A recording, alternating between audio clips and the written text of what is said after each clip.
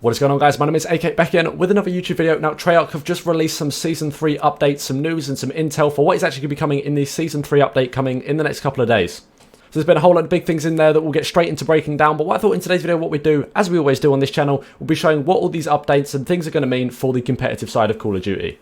So for those of you that are just looking for a general Season 3 update, maybe this isn't the video, but for those of you that enjoy competitive Call of Duty, stick around, you're not going to want to miss this. But with that said and done, if you do enjoy the video, be sure to drop a like, and let's get straight into it.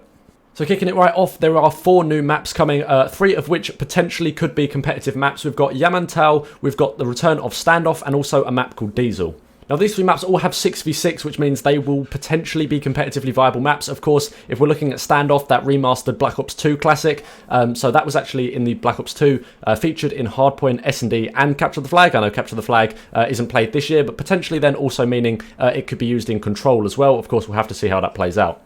But certainly if you're looking at the current sort of map pool, especially for S&D, Checkmate, you know, that one bomb site in the plane, really the only bomb site that ever gets planted.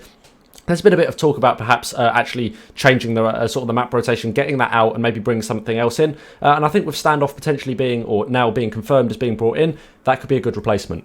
But the other 2 maps are also 6v6 capable. Now, I haven't seen any gameplay of these maps. I haven't seen what sort of the map layouts look like. Of course, if they don't follow the kind of traditional 3-lane good competitive map, they're probably not going to be used. But just the fact that we've got some new multiplayer maps coming into the game opens the possibility for, if they are very good, they could potentially be seen moved into the competitive rotation to replace some of the maps that maybe aren't as good. For instance, I personally am not the biggest fan of Garrison. Maybe it's because I'm an AR player and it's not the most AR heavy map, but if we could have something good to maybe replace Garrison Control, maybe one of those maps could fill that, or maybe even Standoff could, and that'd be something that I'd definitely be interested to see.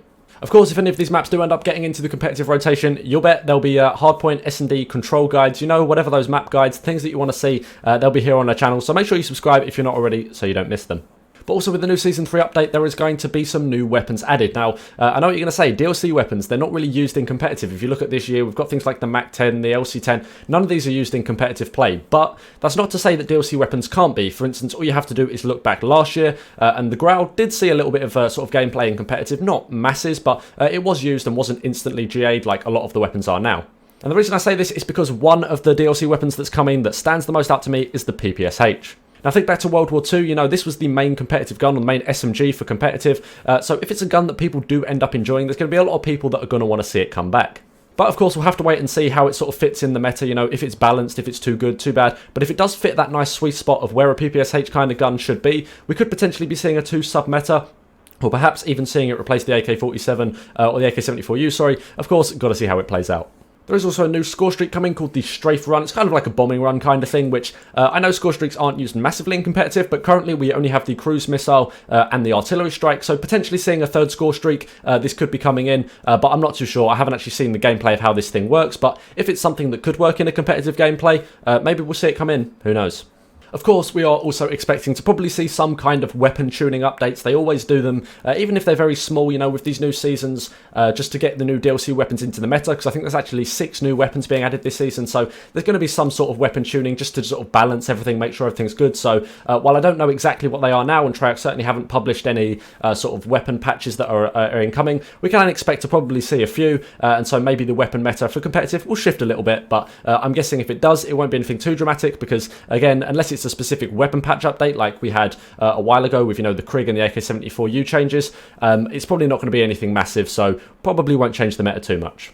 But definitely with the PPSH coming, I'm excited to see whether that will make it into competitive play, because, you know, I loved World War II, and having the PPSH in that game, that was a very solid gun. So again, whether they're going to completely sort of just copy and paste the files, I mean, I know that was a Sledgehammer game and this is Treyarch, so maybe they won't, but if they do make a gun that's very similar, you know, that very solid mid-range SMG, I definitely could see that coming into the meta. But let me know what you guys think. Do you like that gun? Do you think you want to see it in competitive play? Because it's definitely something that I'd get behind.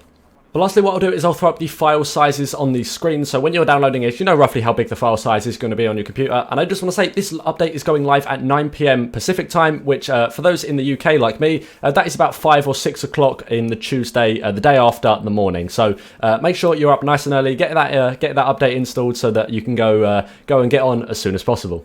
But I hope you guys enjoyed this video. If you did, be sure to drop a like, and I'll see you in the next one. Have a good one.